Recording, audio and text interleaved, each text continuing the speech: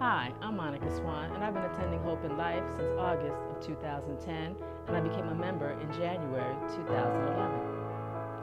Well, May 18th, 2005, I came to Atlanta from Maryland, relocated down here from my job. At that point in time, I started praying, asking God, why am I here? I want to go home. I'm lonely. And at that time, God was saying, no, you can't go. So this went on for about 6 years, up until last year, July. Started making preparations for the January 2012 21-day fast. And during that time, as I was preparing, I heard God tell me to get quiet and not to basically to distance myself from people, not to talk to anybody but to Him, and focus on my ministry, which I did. 2 weeks into the fast, I heard God say, you could go home. I hadn't asked anymore at that time, so I was a little surprised when I heard that, but I got excited.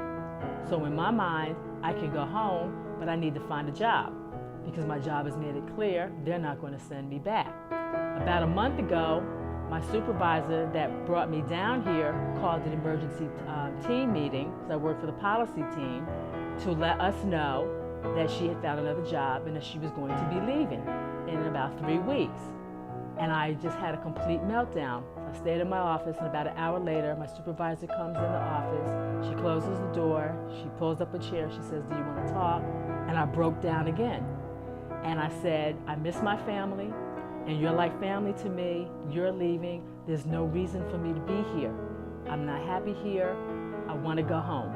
And she looked at me and she said, I didn't think you were serious all those times. Are you serious now? And I said, yes. And I said, here's my resume. I've shut my business down. I've already started packing up my house. And she said, okay. And 2 hours later, she came into my office and she said, we need you in the DC office. We're going to send you back to DC. And I just sat and looked at her like, really? After all this time, I'm so excited. I said, okay, God, you moved in the midst of my tears, and you did what I didn't think was going to happen. They had been telling me no for 6 years, and now they're telling me yes. That was on a Thursday. That Sunday, an email came in saying, since your move is in the best interest of the federal government, we're going to pay your relocation expenses. So I'm processing everything, and in the midst of that, I put my house on the market to be rented. I did that last Friday.